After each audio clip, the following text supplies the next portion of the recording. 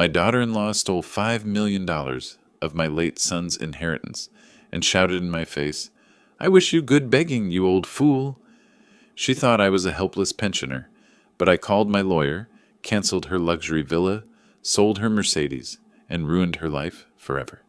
And when she called me 210 times, crying and begging for mercy, justice was just beginning. Before we continue, please subscribe to the channel and write in the comments what time it is where you are now. The door opened before I could knock. Jessica stood there, hair perfectly styled, wearing a designer dress that cost more than my monthly pension. Behind her, I heard the buzz of power tools and men's voices calling measurements. The scent of fresh paint hit me like a wave. "Harold!" Her smile didn't reach her eyes. "This isn't a good time." I held up the envelope. "I brought something to help with expenses." That morning, I'd sat at my kitchen table on SW 12th Street and written out a check for $50,000, nearly a third of my liquid savings. Brandon would have wanted me to take care of Jessica during this difficult transition. I'd imagined her struggling with funeral costs, mortgage payments, the endless bills that death leaves behind. The drive through Little Havana toward Coral Gables had taken 25 minutes, time I spent rehearsing words of comfort that now felt useless against her impatient stance. "Jessica, I know this has been impossibly hard. I wanted to help with expenses." "That's not necessary, Harold. I'm managing fine." "Please, Brandon was my son. Let me do this for him." She paused, something calculating crossing her features. "Fine. Come in for a minute, but I really am busy." When she reluctantly stepped aside, my eyes caught on everything at once. The kitchen had been gutted. New stainless steel appliances still had protective film on them, the kind of sub-zero refrigerator I'd seen in magazines at the doctor's office. Two workers in paint-splattered overalls were laying intricate tile in what used to be a simple hallway. Through the living room doorway, I spotted furniture tags from Restoration Hardware hanging off an oversized leather sofa. "You're doing some updates?" "Just things Brandon and I had planned. Might as well keep busy, right? Keeps my mind off everything." "This must be expensive timing." Her tone sharpened like a blade. "I can afford it, Harold. Brandon provided well." I made mental notes of everything. The model numbers on appliances, the contractor's company name visible on a work order taped to the wall, the way Jessica's hands trembled slightly when I handed her the check despite her cold demeanor. Old habits from 40 years navigating ships. Observe conditions, note anomalies, adjust course accordingly. Jessica took the check from my hand, glanced at the amount, and folded it once before slipping it into her pocket. No ceremony. No gratitude beyond words. "Thanks, Harold. That's helpful." No hug, no tears. Just a quick nod like I'd delivered a pizza. She checked her phone, tapped something, then looked past me toward the door. "I'm actually in the middle of contractor meetings, so 50,000. It should cover funeral costs and give you breathing room for a few months." She barely looked at the check in her pocket. "Right, thanks." "You don't need to thank me. Family takes care of family." "Of course." She positioned herself between me and the living room the entire time, angling her body like a barrier. When I tried to step further inside to see the work being done, she moved with me, maintaining that human wall. Her eyes kept darting to her phone, to the workers, to the door, anywhere but my face. "The kitchen looks expensive," I said, trying to keep my voice neutral. Jessica's laugh came out too sharp. "Wrong. Brandon always wanted me to have nice things. He'd have wanted this. Past tense already. Like he'd been dead for years instead of weeks." She touched the new countertop, marble, probably Italian, like she was claiming territory. I stood there, surrounded by the smell of new money being spent, and my mind went back 20 years. Brandon at 18. Acceptance letter to University of Miami in his shaking hands. Me writing tuition checks semester after semester because his mother couldn't help. Brandon at 28, desperate for his first house. Me co-signing the loan and covering the down payment when the bank wanted more proof of income. Brandon calling every Sunday. "Dad, you want to come watch Nicole? Jessica has errands." Always there. Always helping. Always the one he turned to when life got complicated. "I really do need to get back to the contractors. They're on the clock." "I understand. Maybe I could come by this weekend. See Nicole?" "Nicole's busy. School, activities. I'll let you know." The wall between us felt physical now, solid as the new marble. You'll call if you need anything? Sure, I'll call. She was already opening the door, one hand on the frame like she might close it whether I'd fully exited or not. I didn't argue, didn't question, didn't push. I'd learned patience on the ocean. Sometimes you wait for the storm to show its true direction before you change course. Brandon loved you very much. She paused, something flickering in her eyes that might have been genuine emotion. I know he did. He'd want you taken care of. And I am. Thanks for stopping by, Harold. I walked back to my old Toyota Camry parked between a BMW and a Lexus on her street. The worker's truck had Elite Renovations Miami painted on the side. I'd seen their ads, knew they weren't cheap. Inside my car, I sat for a full minute, engine off, staring at that house. Brandon had been gone exactly 32 days. Jessica was remodeling like she'd won the lottery. Something fundamental was wrong with this picture, but I couldn't see the whole frame yet. I pulled out my phone and typed notes into the memo app. Sub-Zero fridge, 12,000 minimum. Restoration hardware sofa, 8,000 plus. Italian tile, $50 per square foot installed. Elite renovations, high-end contractor, probably a $100,000 project minimum. My $50,000 suddenly felt like a drop in an ocean I didn't understand yet. The engine turned over and I eased into traffic, watching Jessica's house recede in my rearview mirror. She stood in the doorway, phone already pressed to her ear, talking to someone with animated gestures. Then she went inside and the door closed with a finality that felt like a verdict. The envelope from Wells Fargo sat on my kitchen table like a coiled snake. Official, heavy stock paper. The kind of correspondence that changes everything. I'd been home from Jessica's house for 3 days, that uneasy feeling still churning in my gut when this arrived. I opened it with my coffee going cold beside me. Account number ending in 4792 has been closed, effective immediately. All assets have been transferred per beneficiary designation and last will and testament. For questions regarding estate distribution, please contact our Estate Services Division. My hands started shaking. That was Brandon's account. Our joint account. I dialed the estate services number with fingers that wouldn't stay steady. The representative, a woman named Patricia with a practiced sympathy voice, explained everything in careful banker language. Mr. Morrison, according to the last will and testament of Brandon Christopher Morrison, executed January 12th of this year and notarized by Linda Vasquez, all assets transferred to his spouse, Jessica Ann Morrison. The total estate value processed was $5.2 million. $5 million. My son had been worth $5 million, and I hadn't known the number until he was gone. There must be a mistake. We had a different will. 4 years ago, Brandon set up a 60-40 split. I was supposed to receive 40%. I understand, sir, but the most recent will supersedes any previous documents. The January will is properly executed and notarized. All legal requirements have been met. 4 years ago, Brandon and I had sat in a Starbucks on Brickell Avenue, discussing mortality like it was abstract. He'd just bought life insurance, $2.8 million policy because Jessica wanted security. Dad, obviously everything goes to Jess first, but I'm setting it up 60-40. She gets the majority, you get 40%. You raised me alone, paid for everything. This is your insurance too. We'd shaken hands. He'd shown me the document, signed and official. That will existed. So how did this new one? I spent an hour after the phone call building my case like I used to plot navigation charts. Every document arranged chronologically, every email printed with headers showing dates and sender information. I even called Brandon's old insurance agent, confirmed the policy existed, and that Jessica was indeed the primary beneficiary, but that didn't explain the will change. The agent hadn't heard about a new will. I printed every email exchange with Brandon about finances, found the copy of the original will he'd sent me as a PDF back in 2021, gathered bank statements showing my name on the joint account, stuffed it all in a manila folder.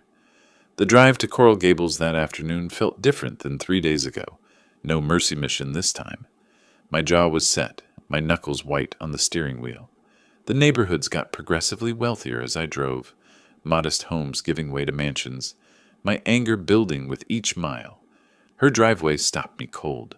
The Mercedes-Benz S-Class sat there gleaming in the Miami sun, dealer plates still on it, that new car perfection that costs over $100,000. As I pulled up behind it, Jessica emerged from the car, Neiman Marcus bags in both hands, hair freshly styled in that expensive way that whispers a salon, not home job. She saw me and her face did something complicated. Surprise, then annoyance, then a hardness I'd never seen before. She walked toward me like she owned the world, which in a way she now did. Those shopping bags probably contained $5,000 of clothes and accessories. She didn't hurry, didn't look concerned. Why would she? She had all the money and apparently thought I was powerless.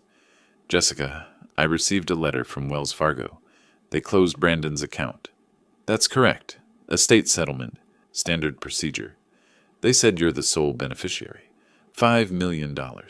Her pause lasted just a beat too long. Also correct. Brandon left everything to me. That's not what the will said 4 years ago. We discussed it. I was supposed to get 40%. People change their minds, Harold. Brandon made a new will in January. January? He never told me. We talked every week. Why would he tell you? It was his decision, his money. Inside her renovated home, surrounded by the money she'd somehow acquired, I spread the papers across her kitchen island systematically. Original will, 60-40, split. Bank statements. My name as joint account holder. The letter, assets transferred entirely to her. Explain this, I said, keeping my voice level. She glanced down, shrugged. Brandon made a new will, his choice. My name on it now. His money, I'm his father. I raised him alone from age 6. I paid for his education, his first home. She cut me off like I was a stranger bothering her. And he appreciated it, but he didn't owe you anything for being his parent. That was your job. When I pressed about the January date, about why Brandon never mentioned it, Jessica actually stepped closer to me, using her height and proximity like a weapon. You think you can challenge me? You think your questions matter? The bank has all the legal documents. You have nothing. She pointed to her door. Time for you to leave. I'm going to call my lawyer. Something isn't right here. Her laugh was glass-breaking. Your lawyer? You mean the guy you can afford on a captain's pension? I have resources. You have nothing, Harold. Brandon told me about your finances. Living in that tiny house in Little Havana, driving a 15-year-old car. You're barely scraping by. That's not... Her voice rose, unleashing something cruel I'd never witnessed before. I wish you happy begging, you old fool. Go ahead, call a lawyer. You can't even afford a good one. The mask came completely off, and underneath was someone I'd never met. Someone who saw me as an obstacle, not family. You can't just steal from me. Steal? I stole nothing. My name is on the will. My name is on the bank accounts now. My name is on the title of this house. Everything is legal. Brandon wouldn't have done this. Brandon did do this. Because he loved me? Because I was with him for 12 years, not you. You were just the old man who showed up for holidays. That's not true. She moved toward me, hands gesturing dismissal. Get out of my house. I stood my ground. This isn't over. Oh, it's over. You lost. Old men always lose. You think your captain's pension will help you fight me in court? By the time you save up for an attorney, the statute of limitations will have passed. As she physically guided me toward the door, her hand on my shoulder like I was a child being dismissed, I looked around one more time. New artwork on walls. Designer furniture. Through the window, a pool cleaning service van parked outside. Every detail locked into my memory. At the door, I kept my voice calm. You made a mistake, Jessica. The only mistake was letting you in. Don't come back. The door slammed behind me hard enough to rattle the frame. I walked to my Toyota, climbed inside, sat there for a moment while rage and calculation fought for control. Then something shifted. The grief-stricken father evaporated, replaced by something older, colder, something that had commanded ships through storms and knew how to wait, how to plan, how to strike when the moment was exactly right. Jessica thought she'd dismissed a powerless old man. She thought I'd crawl away defeated. She had no idea what she'd just awakened. I started the engine, pulled away from her mansion, and caught my reflection in the rearview mirror. A small smile crossed my face, the kind I used to wear when I'd spotted a navigation error that everyone else had missed. She'd underestimated the old sea wolf. That was her first and fatal mistake. I didn't sleep that night. Couldn't. Jessica's words kept replaying like a broken record. You old fool! You can't afford a lawyer. You have nothing. By sunrise, I was sitting at my kitchen table with coffee and a phone number I hadn't called in 2 years. Raymond Foster. We'd sailed together in the 70s, young men navigating the Caribbean on cargo ships, before he traded the ocean for law school. Now he was one of Miami's top estate attorneys. If anyone could help me, it was Raymond. I dialed at 8 sharp. Raymond answered on the second ring, his voice still carrying that slight Bronx accent he'd never lost, despite 40 years in Florida.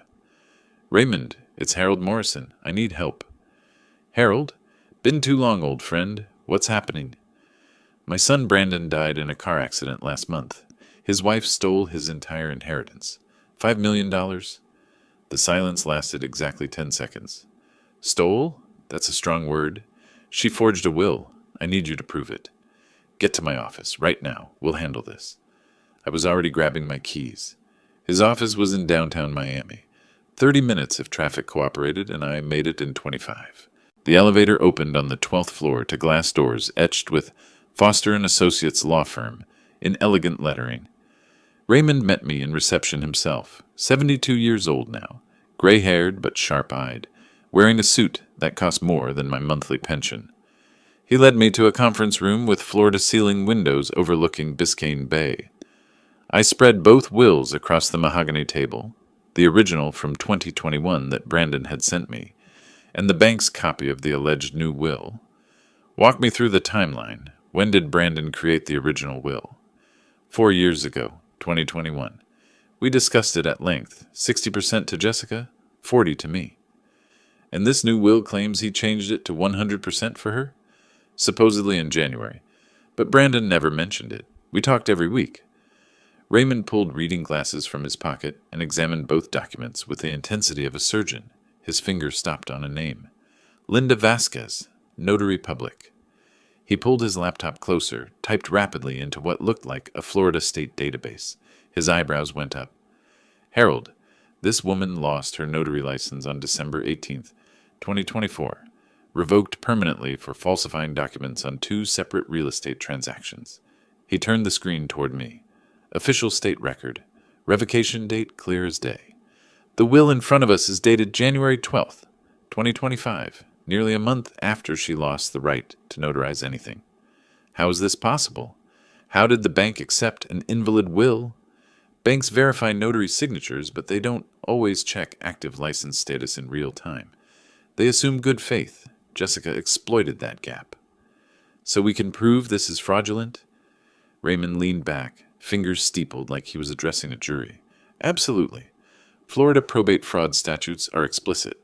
Forging a will is a third-degree felony, punishable by up to 5 years in prison and $10,000 fine. This isn't a civil dispute about who gets what. This is criminal fraud. Your daughter-in-law didn't just take money that wasn't hers. She committed a crime. He paused, studying me. And if we can prove she knew the notary was invalid, which I suspect we can, the penalties get much worse. Sitting there in that expensive office, looking at proof that my son's last wishes had been violated, something broke loose in my chest. The tears came before I could stop them. Memories hit like waves. Brandon at 6, after his mother left, asking if I still loved him.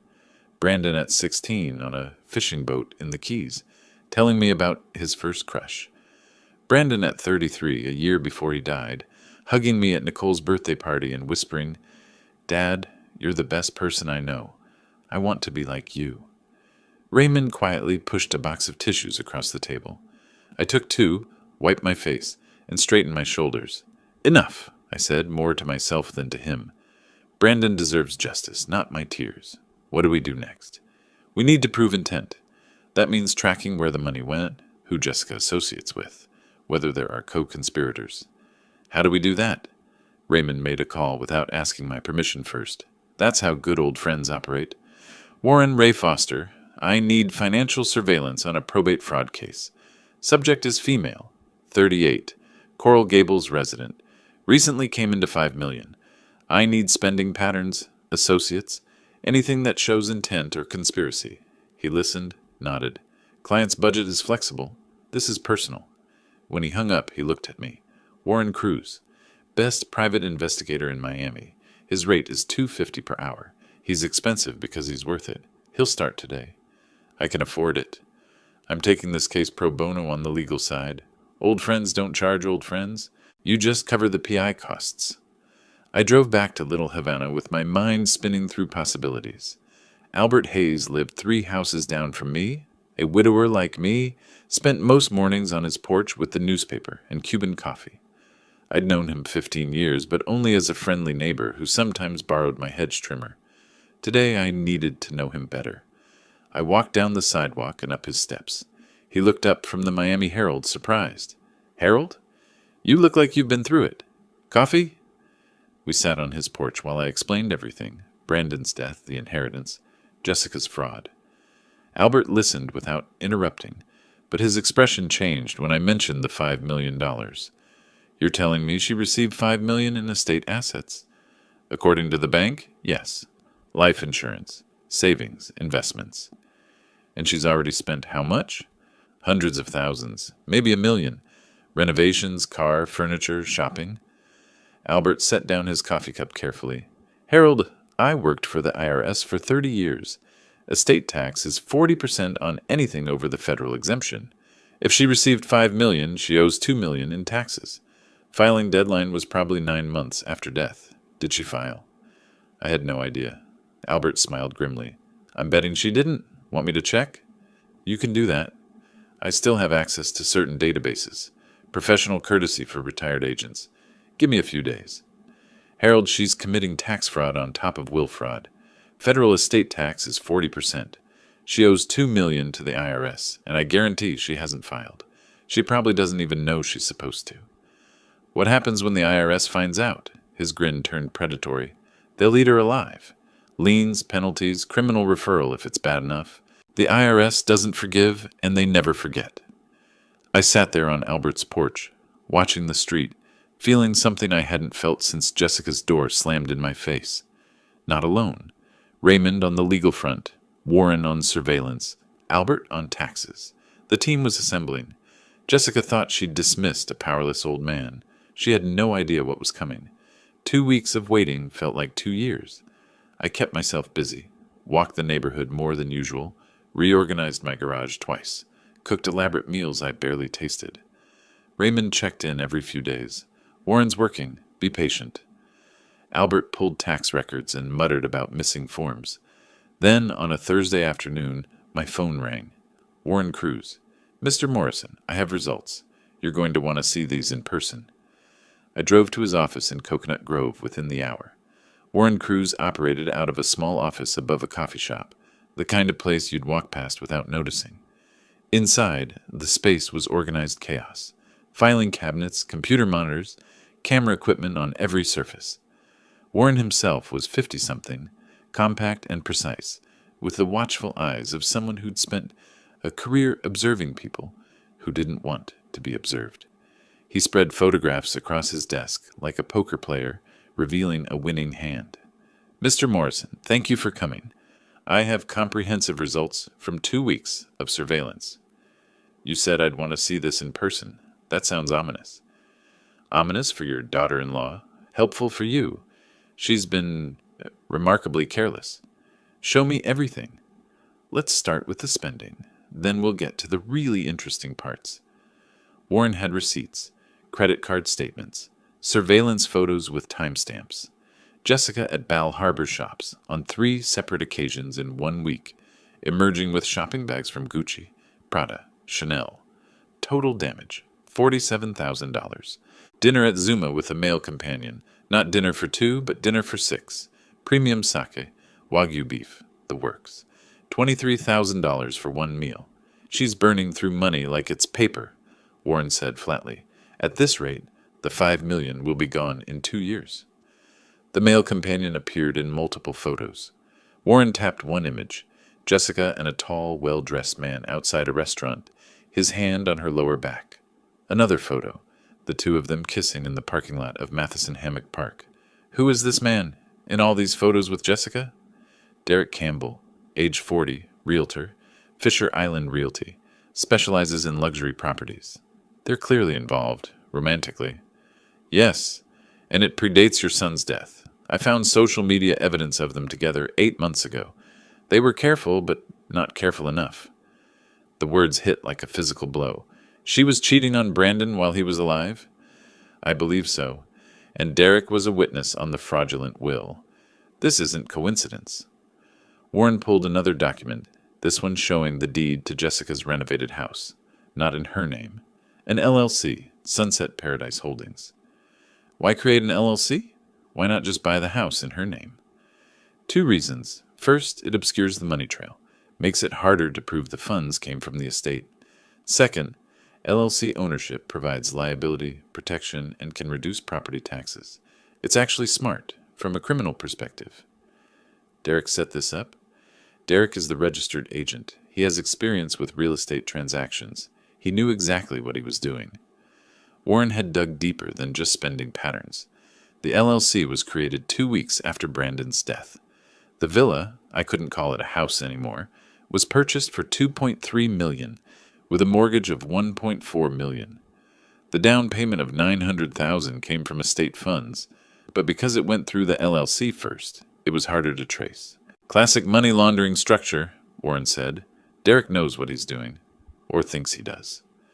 Then came the truly spectacular part. Warren showed me Jessica's liabilities. Casino records from Seminole Hard Rock. I didn't ask how he got them. Didn't want to know. Showing Jessica down $180,000 over the past 18 months. Credit card statements totaling $95,000 in debt across 3 major cards. All maxed out, all past due. And then the loan shark documentation. $65,000 in private loans from individuals in Hialeah. The kind of people who don't send polite reminder notices. She's not just greedy, I said slowly. She's desperate. Drowning in debt. Brandon's death was her life raft, or so she thought. I spent 2 hours in Warren's office going through every photograph, every receipt, every document. Warren had organized everything chronologically, showing Jessica's spending acceleration. She'd been relatively modest in the first week after Brandon's death, then exploded into luxury purchases by week 2. The timeline told a story of someone who thought they'd gotten away with something. That evening I met with Raymond and Albert at Raymond's office. Albert had his own findings. She filed nothing. No federal estate tax return, no Florida estate tax return, no gift tax declarations on the LLC transfer. She owes the IRS approximately $2 million, and they don't even know she exists yet. Albert smiled like a predator. But they will. Raymond, when he saw all Warren's evidence, immediately started constructing a conspiracy timeline on his office whiteboard. Brandon's death in March, Jessica's immediate contact with Derek, the LLC formation, the fraudulent will signing with Derek as witness, the money transfers, the villa purchase. This isn't opportunistic fraud, Raymond said, marker in hand. This is premeditated. Derek helped her from day one. They planned this together. Warren's evidence is solid. We have proof of fraud, proof of conspiracy, proof of tax evasion. The IRS angle alone could destroy her. $2 million in unpaid taxes, plus penalties and interest. She'll never recover financially. What's our first move? Raymond kept his marker. We file in probate court to set aside the fraudulent will.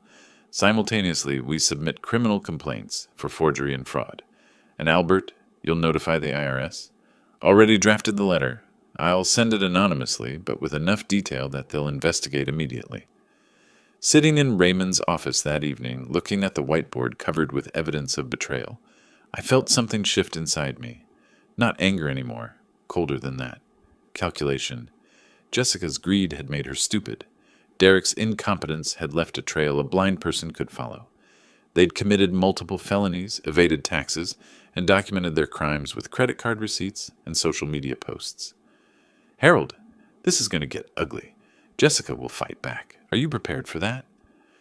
She called me an old fool, said I couldn't afford a lawyer, said I'd die begging. And now? Now she's about to learn that old doesn't mean powerless. She and Derek made every mistake possible. Their greed made them sloppy. Their arrogance made them careless. Albert nodded. They walked into a trap they built themselves. I stood looking at the evidence board, photographs, receipts, legal documents, tax forms, everything we needed to dismantle Jessica's stolen empire. Time to strike the first blow, I said quietly, and it will be devastating. Raymond smiled. I'll start drafting the filings tonight. I left Raymond's office carrying a folder of evidence, walking out into the Miami night. The city lights sparkled across Biscayne Bay, and for the first time since Brandon died, I felt something close to peace. Jessica thought she'd won, thought she'd outsmarted everyone, thought an old captain with a modest pension couldn't touch her. She had no idea the storm that was coming. Raymond called me at dawn. It's time, Harold. I'm filing this morning. All 3 petitions simultaneously. Are you ready for what comes next? I was already dressed, coffee brewing in the kitchen, watching the sun rise over Little Havana. Ready? I'd been ready since the day Jessica slammed her door in my face. File them, I said. Let's end this. By 9 that morning, Raymond stood in Miami-Dade County Probate Court with 3 separate legal filings, each one more devastating than the last. Raymond walked into the probate clerk's office carrying 3 manila folders that would destroy Jessica's world. The clerk, a middle-aged woman named Carmen who'd worked there 20 years, took one look at the emergency motion stamp and called the duty judge immediately. Judge Maria Rodriguez was in her chambers within 15 minutes, reading through the evidence Raymond had compiled, the handwriting expert's affidavit showing signature inconsistencies, the Florida State Database printout proving Linda Vasquez lost her notary license in December, and the original 2021 will with its clear 60/40 distribution. By 10:30, she'd signed the temporary restraining order with a note in the margin, prima facie evidence of fraud, assets frozen pending full hearing. Raymond's office called Wells Fargo's legal department at 11. By noon, every account connected to Brandon Morrison's estate was flagged in the system. Jessica's checking account, savings account, the money market account where she'd parked $2.7 million, all showed the same status, frozen by court order. The bank's automated system sent her an email notification, but Jessica didn't see it. She was still asleep, having stayed up late the night before shopping online, a glass of Prosecco on her nightstand going flat in the morning light. The next morning, the Miami-Dade sheriff's deputy arrived at Jessica's villa at exactly 6:47, the earliest time allowed for civil service. He rang the doorbell 3 times before Jessica appeared, bleary-eyed, wearing a silk bathrobe that cost $800, her hair messy, makeup smeared. Jessica Morrison, I have court documents for you. He handed her the thick envelope and had her sign for receipt. She stood there on her marble-floored foyer, barefoot, reading the first page. Petition to set aside fraudulent will. Her hands started shaking. By the 3rd page, criminal complaint for forgery, she was sitting on the floor, papers scattered around her, her breath coming in short gasps. Her first call was to Derek. They know. Harold's lawyer filed against me. They're calling it fraud. Your name is in here as a witness. Derek's voice on the other end was panicked, higher pitched than usual. What? How did they... Does it mention the LLC? Does it mention me specifically? He wasn't asking how to help her. He was asking how much trouble he was in. Her 2nd through 16th calls were to Harold. Everyone went straight to voicemail. She left messages that progressed from confused to angry to desperate. Harold, what is this? Harold, you can't do this. Harold, please, we need to talk. I listened to each one later, sitting in my kitchen with Albert, both of us with coffee, playing them on speakerphone. Albert shook his head. She really thought she'd gotten away with it. I'd prepared for Jessica's calls by putting my phone on Do Not Disturb, with exceptions only for Raymond, Albert, and Warren. Every call from Jessica went to voicemail automatically. I didn't block her. That would have looked defensive. I just didn't answer. Let her hear her own voice getting more desperate with each message. Let her feel what it's like to be ignored, dismissed, treated as irrelevant. I saw her car pull up through my front window, the Mercedes, still gleaming, still expensive, but now with a desperation to her parking, crooked against the curb. She ran up my walkway and pounded on the door with both fists. Harold, open up! We need to talk! You can't do this! I waited a full minute. taking a slow sip of my coffee, then walked to the door and opened it calmly. She looked terrible, still in the bathrobe, flip-flops on her feet, papers clutched in one hand. "Jessica," I said evenly, "you seem surprised." Her face went from red to white in seconds. "How did you... Who helped you? You can't afford..." I smiled. Just smiled. 40 years I captained ships through hurricanes, Jessica. I've seen storms that would have sunk your little scheme in seconds. You underestimated me. That was your mistake. You don't understand. I have debts. I need this money. You stole from my dead son. You disrespected his memory. You called me a beggar. I didn't mean... Yes, you did. And now you'll learn what it means to cross someone who actually has power. What are you going to do? My smile widened slightly. I already did it. Check your bank accounts. I closed the door before she could respond, locked it, and walked back to my coffee. Through the window, I watched her stand on my porch, trembling, before finally stumbling back to her car. Raymond hadn't just filed the petitions. He'd orchestrated them for maximum impact. The criminal complaint went to the state attorney's office simultaneously with the probate filings. He'd also sent courtesy copies to the IRS and Florida Department of Revenue, flagging Jessica's tax issues. By lunch, 5 different government entities knew about Jessica Morrison and her alleged fraud. Raymond had a contact at the Miami Herald, a legal affairs reporter named Sandra, who covered probate and estate cases. He'd given her a tip 3 days earlier. Big estate fraud case coming, $5 million, Coral Gables widow. Sandra had prepared the story in advance, just waiting for the filing. The article appeared online that same afternoon, in print the next morning. Small article, page B7, but damaging. Local woman accused of forging will, stealing 5 Mott's estate. Jessica's full name, her neighborhood, the basics of the allegation, enough that her neighbors would see it. By evening, Jessica had discovered her bank accounts were frozen when her credit card was declined, at a gas station. She'd tried calling Wells Fargo, spent 40 minutes on hold, only to be told accounts under court-ordered freeze, no transactions permitted. She'd tried withdrawing cash from an ATM, declined. She'd logged into her online banking, read alerts across every account. She called Derek again, hysterical now, and he told her he couldn't be seen with her, couldn't help, had to protect himself. She was alone, broke and terrified, all in the span of 12 hours. The next morning I sat on my porch with Cuban coffee, reading the Herald article while the neighborhood woke up. Albert joined me with his own cup. "That was just the first day," I said quietly, folding the newspaper. The next 3 weeks would be her financial execution. Albert nodded slowly. "The ship is taking on water. Now we watch it sink." 3 weeks after Raymond filed, I sat in the Miami-Dade County Courthouse for the preliminary hearing. Jessica sat 4 rows ahead of me with her attorney, a young guy in an ill-fitting suit who looked like he'd just passed the bar. Raymond had warned me. She hired Marcus Webb, charges $150 per hour. He's adequate for simple cases. This isn't simple. The judge entered. We rose, and Jessica's financial world ended in 12 minutes. Judge Rodriguez didn't waste time. "Ms. Morrison, you will return $2 million to Mr. Harold Morrison within 60 days, per the terms of the legitimate 2021 will. Failure to comply will result in additional penalties." Jessica's lawyer stood. "Your Honor, my client doesn't have that amount readily available. Then she'll make it available. Sell assets. Liquidate holdings. This court has found the will was fraudulent. We plan to appeal. Appeal all you want. The order stands. $2 million. 60 days. Next case." I watched Jessica's shoulders slump, watched her wipe her eyes with a tissue that was already damp. She'd been crying before we even entered the courtroom. She wore clothes I'd seen before. She was re-wearing outfits. Couldn't afford new ones.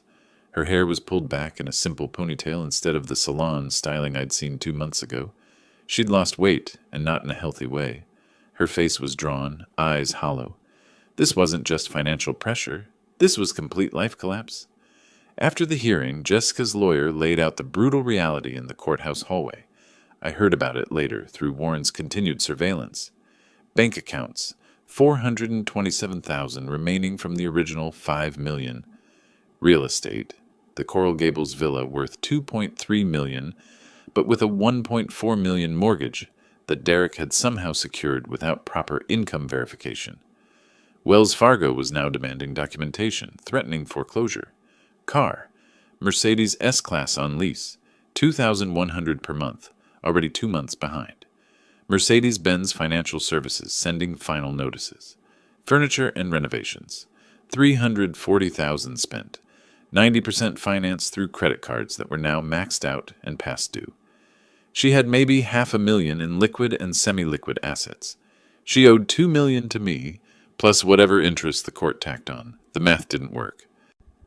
2 days after the court hearing, Jessica received a thick envelope from the Department of Treasury, Internal Revenue Service, Office of Tax Enforcement. The letter was cordial in that terrifying way only the IRS can manage. Our records indicate no estate tax return was filed for the estate of Brandon Christopher Morrison. Federal estate tax owed $2,087,450.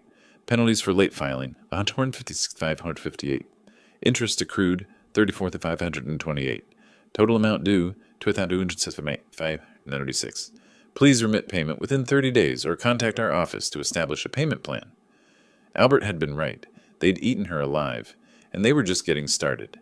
Next would come the Florida Department of Revenue with their own bill. Derek, to his minimal credit, tried to help Jessica sell the villa quickly. He listed it at $2.5 million, hoping to net enough after the mortgage to give Jessica some breathing room. Within a week, he had 2 serious buyers. Then Raymond filed a mechanic's lien against the property for the $2 million Jessica owed me, plus attorney fees and court costs. Suddenly, selling became impossible. Any buyer's title search would reveal the lien, and no bank would approve a mortgage on a property with that kind of encumbrance. Derek called Raymond, tried to negotiate. Raymond's response was polite and final. The lien stays until Mr. Morrison is paid in full. Have a nice day. Derek stopped returning Jessica's calls after that. Hector arrived on a Saturday afternoon in a black Escalade with tinted windows. He was polite, almost friendly, as he stood on Jessica's doorstep explaining that his employer, he never said who, was concerned about the $65,000 loan that was now 4 months past due. "We understand you're having difficulties," Hector said, his accent thick, his smile not reaching his eyes. "But our patience has limits. We need to see good faith. Maybe $10,000 this week?" Jessica, standing in her $800 bathrobe in her $2.3 million villa, told him she didn't have $10,000. Hector's smile disappeared. "Then we have a problem, Miss Jessica. A serious problem. I'll be back next Saturday. Have something for me?" He left without saying goodbye.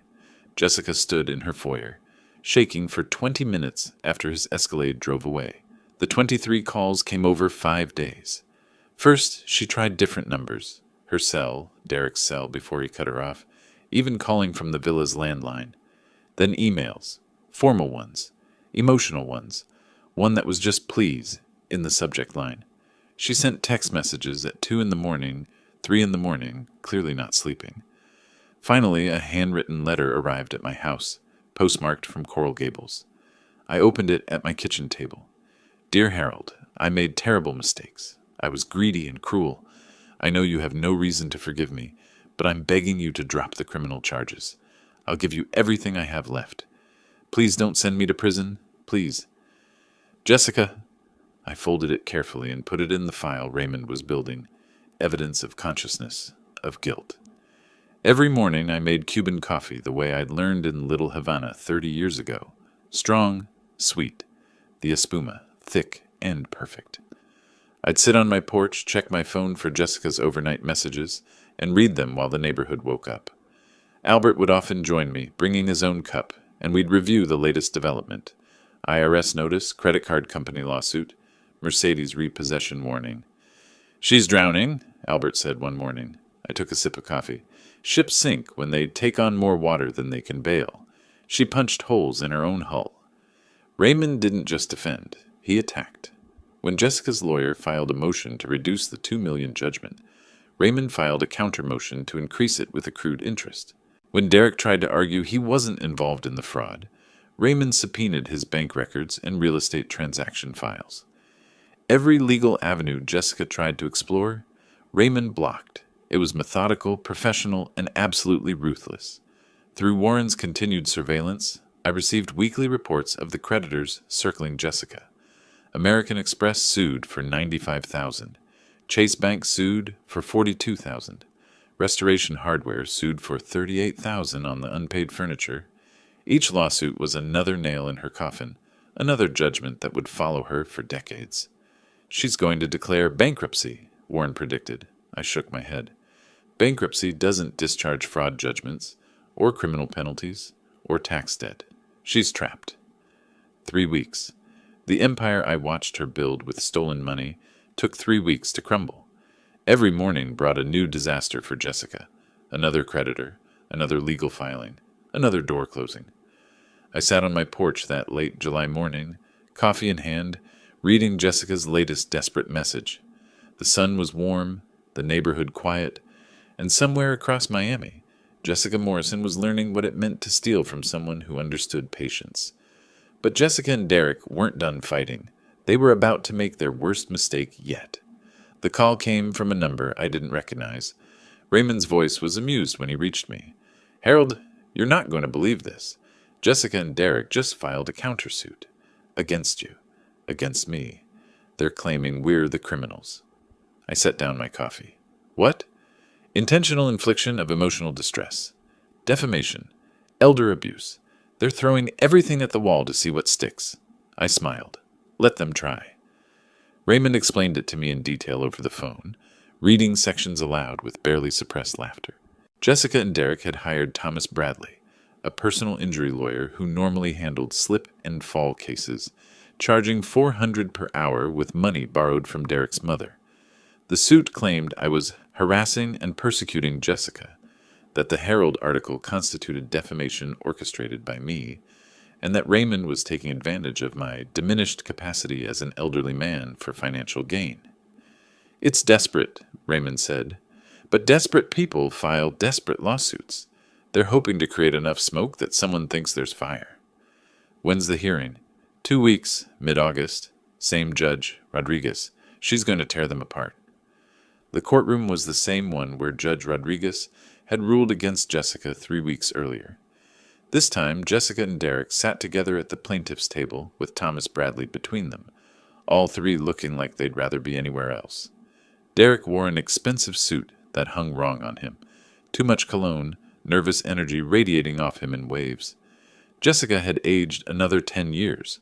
Her hair needed touching up at the roots. Her clothes were off the rack instead of designer. Judge Rodriguez entered, and I could see from her expression she'd read the filing and was not impressed. Raymond stood with the easy confidence of someone holding a royal flush. 20 minutes. That's how long it took Raymond to dismantle their entire case. For the emotional distress claim, he showed that I had merely exercised legal rights to contest a fraudulent will, protected activity.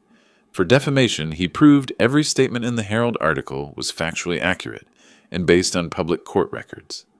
For the elder abuse claim against himself, he produced letters of recommendation from the Florida bar, testimony from other clients, and his 42 years of spotless practice. Then he went on offense. He presented the handwriting analysis proving the will was forged, bank records showing Jessica's spending spree, credit reports showing her debts, and the photographs, Derek and Jessica together in December, 2 months before Brandon died, kissing outside a restaurant in Coconut Grove, her hand on his chest, his arm around her waist. The judge didn't even wait for Bradley to respond. "Ms. Morrison, in 18 years on the bench, this is the most frivolous, bad-faith filing I've encountered. You forged a will. You stole from your dead husband's father. You spent the money on your lover." She looked at Derek. "Mr. Campbell, you helped her do it, and now you have the audacity to claim Mr. Morrison is the wrongdoer?" She turned to the court reporter. "Motion dismissed with prejudice. The plaintiffs are jointly and severally liable for a $15,000 sanction for frivolous litigation, payable to Mr. Morrison within 30 days. Mr. Foster, draft the order." Jessica Stark crying right there. Loud sobs that echoed in the quiet courtroom. Derek stared at the table, face bright red. Raymond gathered his papers calmly. I sat in the gallery, watching justice work. The Herald article the next day was worse than the first one. Front page of the Metro section this time, with details pulled from the court hearing. Coral Gables woman's fraud, scheme exposed. Forged will, secret lover, millions gone. It named Derek explicitly, described his role as witness on the fraudulent will, mentioned his relationship with Jessica while Brandon was alive. By afternoon, Derek's boss at Fisher Island Realty called him into the office. The conversation lasted 3 minutes. "We can't have an employee associated with fraud. You're terminated. Clear your desk." Derek called Jessica immediately, and Warren, still on surveillance, recorded the call. Derek screaming, "This is all your fault. You ruined my life. My career is over. My name is in the paper." Jessica trying to respond. Derek cutting her off. "I'm done with you. Done. Don't call me again." Then silence. He'd blocked her number. She was completely alone. I bought 3 copies of the Herald the next morning, one to keep, one for Raymond, one for Albert. I read the article on my porch with my usual Cuban coffee, marking the best passages with a pen. The photo they'd used was from Jessica's social media, her in designer clothes, smiling at some charity gala from a year ago, the image of wealthy society woman. The contrast with the fraud allegations made it more damning. Raymond had organized everything in labeled folders during the hearing, each claim getting its own binder. When Judge Rodriguez asked him to respond to the suit, he methodically worked through each accusation with supporting documents projected on the courtroom screen. The forged notary seal, enlarged so everyone could see the signature of Linda Vasquez. The database screenshot showing her license revoked December 2024. The photographs of Derek and Jessica from December, time-stamped and geotagged. The credit card statements showing purchases at jewelry stores, expensive restaurants, boutique hotels. Every piece of evidence was devastating. Jessica's lawyer tried to object twice. Both times the judge waved him off. When Judge Rodriguez announced the dismissal and $15,000 sanction, Jessica's carefully maintained composure shattered. She put her head in her hands and sobbed, not quiet tears but full-body crying that made her shoulders shake. Derek looked straight ahead, jaw clenched, refusing to acknowledge her.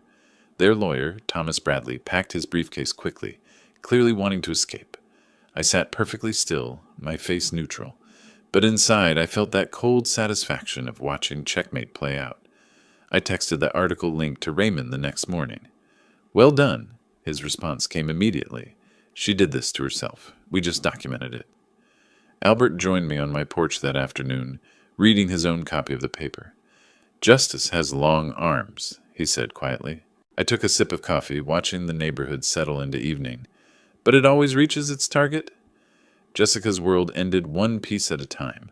First piece, the Mercedes. I wasn't there when it happened, but Warren was. He called me that August morning, trying not to laugh. "Harold, you need to hear this. Mercedes-Benz Financial Services just showed up at Jessica's villa with a tow truck. She's outside in her pajamas, screaming at them. Neighbors are watching. Someone's filming on their phone." I pictured it, the expensive car being hooked up, dragged away, Jessica powerless to stop it. "Good," I said. "Let it all fall." Warren sent me photos throughout the morning. Jessica's Mercedes on a flatbed tow truck, Jessica herself in pink pajama pants and an old t-shirt, barefoot on her driveway, arguing with 2 men in Mercedes-Benz Financial Services uniforms.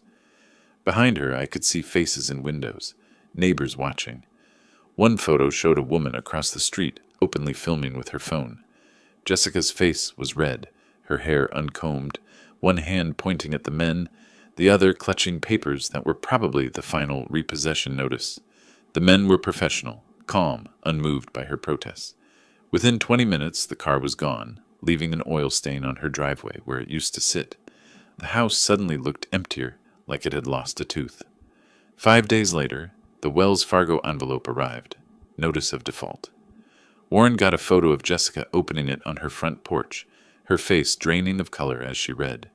The villa had a mortgage of $1.4 million. She owed me $2 million plus the $15,000 court sanction. The IRS wanted $2.1 million in taxes. Even if she sold the villa for its full $2.3 million value, unlikely in a foreclosure situation, the math was simple and brutal. She'd still be over $1 million in debt. Wells Fargo gave her 90 days to vacate or cure the default. She had $400,000 in liquid assets. It wasn't close to enough. The federal tax lien arrived via certified mail, requiring signature. The IRS didn't mess around. Every asset connected to Jessica Morrison was now encumbered. The villa, obviously, but also the furniture, the jewelry, the artwork, even her clothes, if they were expensive enough. The lien notice explained in careful bureaucratic language that attempting to sell, transfer, or hide any assets would constitute federal tax evasion, a felony carrying up to 5 years in prison. Jessica was trapped. Warren documented the move. Jessica loaded boxes into a U-Haul van she'd rented herself. No movers, no help, just her struggling with furniture in the August heat. The new place was a one-bedroom apartment in Hialeah, a working-class neighborhood northwest of Miami. Rent was $1,400 a month, a fraction of what the villa mortgage had been, but it might as well have been on a different planet. The building was older, paint peeling in places, parking lot cracked and weedy. Her new neighbors were working families, people who lived paycheck to paycheck. Jessica had gone from country club lunches to catching the bus at the corner. Warren's final photo of the moving day showed her sitting on the apartment steps at dusk, alone, face in her hands, surrounded by boxes she still needed to unpack. Through Warren's surveillance, I saw her trying to maintain appearances even as everything crumbled. She'd changed clothes after the repossession before walking to the neighborhood coffee shop, put on makeup, tried to look normal. But the neighbors knew. News traveled fast in Coral Gables. By afternoon, the neighborhood gossip chain had spread the story. Jessica Morrison's car was repossessed. She's broke. The fraud case in the paper was about her. Her former friends from book club, tennis group, charity boards, when she called them, they stopped answering. One woman caught on Warren's camera literally crossed the street to avoid talking to Jessica. Social death in real time. I chose Versailles Restaurant deliberately. Cuban food in Little Havana, the kind of place that felt like home, not pretentious or expensive. Nicole arrived looking so much like Brandon it hurt. Same eyes, same way of moving. She was 35 now, teaching elementary school in Coral Gables, and she hugged me so hard I thought my ribs would crack. We ordered Cuban coffee and croquetas, and she started talking. Grandpa, I need to tell you things about Jessica, about Dad. The story came out in pieces. How Jessica had gradually cut Nicole out of Brandon's life over the past 2 years, claiming I was a bad influence, that Nicole upset Brandon by asking for money, that family visits were stressful. Lies, all lies, designed to isolate Brandon from everyone who really loved him. Then Nicole told me what Brandon had said to her 3 weeks before he died, at Nicole's birthday dinner. If something ever happens to me, promise you'll make sure Grandpa Harold gets everything he's supposed to. He's the most important person in my life. Make sure he knows that. She cried 3 times during our lunch. First when I hugged her and she smelled my cologne, apparently the same brand Brandon had used. Second, when she talked about Jessica banning her from visiting her father. Third, when she repeated Brandon's last words about me. I let her cry, didn't rush her, just held her hand across the table and passed napkins when needed. Did you know Jessica banned me from visiting Dad for the last 2 years? I suspected. You stopped coming to family dinners. She told Dad I was always asking for money, that I was stressful to be around. None of it was true. She was isolating him, cutting him off from everyone who might question her. And now she's lost everything. The house, the car, Derek. I saw the Herald articles. Justice isn't always gentle, Cario, but it's necessary. Hearing Nicole confirm what I'd suspected, that Brandon still loved me, still valued me, even at the end, settled something in my chest that had been tight since his death. Jessica had tried to paint me as irrelevant, as a burden Brandon tolerated, out of obligation, but Brandon had told Nicole the truth. I was important. I mattered. The fight I was waging wasn't just about money or justice. It was about honoring what Brandon wanted, what he'd planned for, what he'd have demanded if he'd lived to see Jessica's betrayal. I wasn't being cruel. I was being his voice. We hugged goodbye outside Versailles in the late afternoon sun, and she promised to visit again soon. Driving home, I thought about Brandon's words to Nicole, about Jessica's complete collapse, about justice taking its slow, methodical course. I thought the worst was over. I was wrong. Jessica was about to learn the final truth. My phone started ringing on the first day of September. Jessica's number. I let it go to voicemail. It rang again 10 minutes later. Voicemail. Again at noon. Again at 2. Again at 5. By bedtime, she'd called 14 times. Raymond called me that evening. Harold, I'm tracking her attempts to contact you. Document everything. It shows consciousness of guilt. How many today? I asked. 14? And she's just getting started. He was right.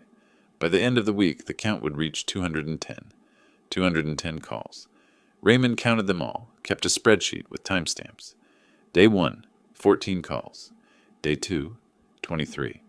By day 5, Jessica was calling every 20 minutes from the moment she woke until midnight.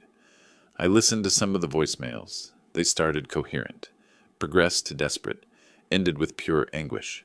Harold, please answer. I need to talk to you. Harold, I know I was terrible. I'm so sorry. Harold, I'm begging you. Please call me back. Harold, I don't know what to do. I'm losing everything. Please. The last voicemail on day 6 was 3 minutes of crying so hard she could barely form words. I sat at my kitchen table, playing it on speaker while drinking coffee, feeling nothing but cold certainty that this was exactly what justice looked like. She arrived on a Sunday afternoon in early September, took the bus from Hialeah to Little Havana, a journey that probably took an hour with transfers. I watched from my window as she walked up my street, looking diminished somehow, like she'd physically shrunk.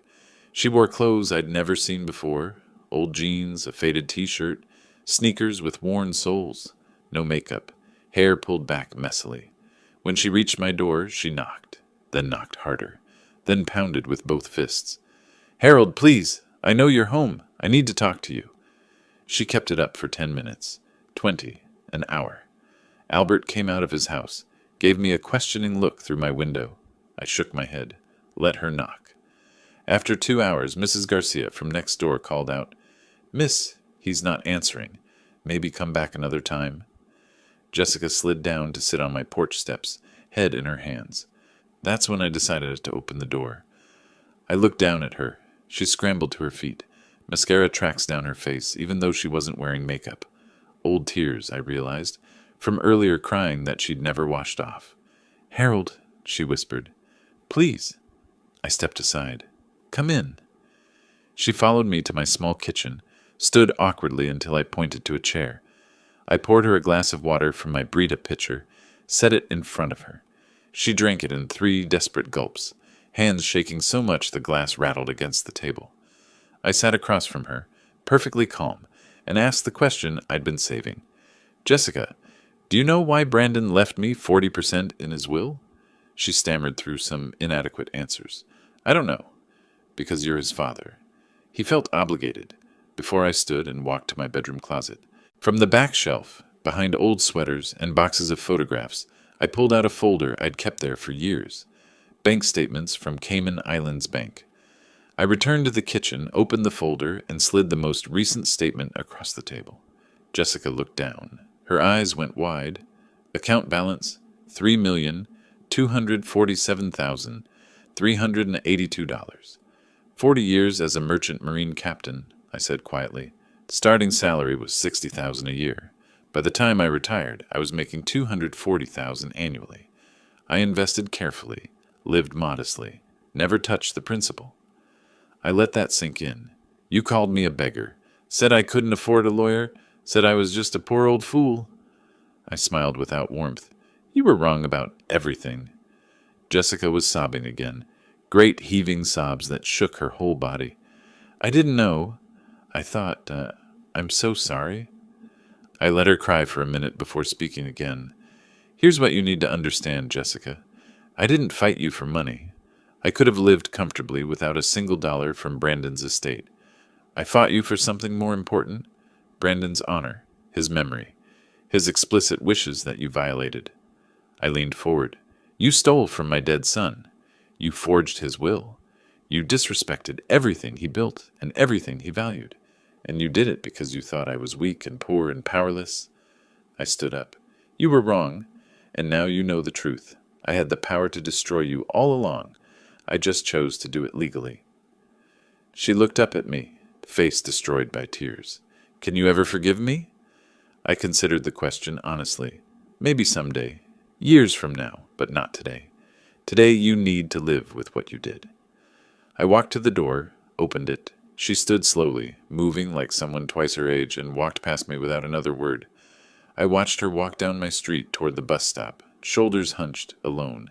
3 weeks later, we'd face each other one last time in court. The courtroom felt different on the last week of September. Lighter somehow. Maybe it was the morning sun streaming through the high windows, or maybe it was knowing that after 6 months of legal warfare, this was finally the end. Judge Rodriguez entered at 9 sharp, her black robe swishing, her expression businesslike. Jessica stood at the defendant's table with her overwhelmed attorney, looking small and defeated. I stood with Raymond and Nicole, feeling something close to peace. "Let's finish this," the judge said, opening her file. The judge didn't waste words. After reviewing all evidence, testimony, and legal precedents, this court makes the following determinations. First, Harold Morrison is entitled to $2 million from the estate of Brandon Morrison, representing his 40% share under the legitimate will of 2021. I nodded once, slowly. Second, Jessica Morrison shall pay an additional $500,000 in damages for fraud, emotional distress, and legal fees incurred by Mr. Morrison. Jessica swayed slightly, gripping the table for support. Third, Ms. Morrison is hereby sentenced to 5 years probation for the crime of forgery in the 3rd degree, a lenient sentence given her status as a first-time offender and her cooperation with these proceedings. Her lawyer stood silent, having nothing left to argue. Fourth, the Internal Revenue Service is granted priority claim to $2.1 million from the liquidation of Ms. Morrison's remaining assets, including the Coral Gables property, currently in foreclosure. Before the judge could bang her gavel, Jessica's shaking voice interrupted. "Your Honor, may I speak?" Judge Rodriguez looked surprised, but nodded. Jessica turned to face me directly, tears already streaming. "Harold, Your Honor, everyone here, I want to publicly apologize. I was greedy. I was cruel. I destroyed the memory of a wonderful man, Brandon. He deserved better than me, and Harold deserved better than what I did to him." Her voice cracked. "I don't deserve forgiveness. I know that. But I need you to know that I understand now what I took wasn't just money. It was honor. It was love. It was family." She looked at me. "You showed me that justice exists, that actions have consequences. I'm sorry. I'm so sorry."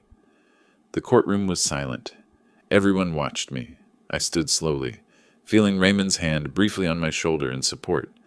I walked toward Jessica, but stopped several feet away, close enough to speak clearly, far enough to maintain boundary. "Jessica," I said quietly, "I accept your apology. I believe you mean it." I paused. "But forgiveness isn't something I can give you today.